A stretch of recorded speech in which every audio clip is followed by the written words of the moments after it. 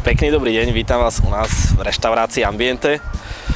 Reštaurácia Ambiente vznikla len prednedávnom, nachádza sa v budove OCA Janka Kráľa 2 v Banskej Bystrici. Toto miesto som si bral preto, lebo je to vlastne taký prechod v Banskej Bystrici medzi námestím a jedným shoppingom. Prejde tady to strašne veľa ľudí.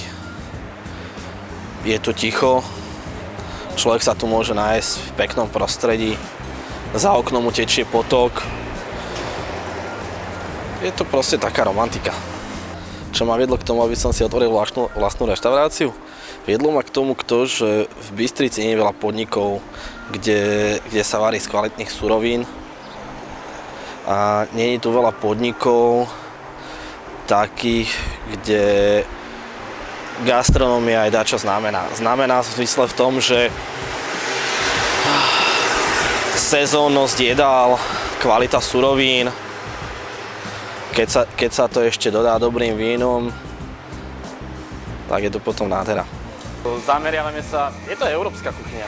Vlastne ide to do talianskej, ale skôr zameranie je také európske. Európske je, že každý si tu nájde dačo svoje. Od čerstvých rýb, dobrých cestovín, šalátov, domácich dezertov. Suroviny čerpáme z Rakúska a z Talianska. Sú to kvalitné suroviny, nepoužívame vlastne nič mrazené, všetko je chladené mäsá, dobré domáce cestoviny. Rád by som vás pozval do našej reštaurácie, kde si myslím, že ten jedálny lístok není veľký, ale je pestrý a každý si tam nájde dačo to svoje.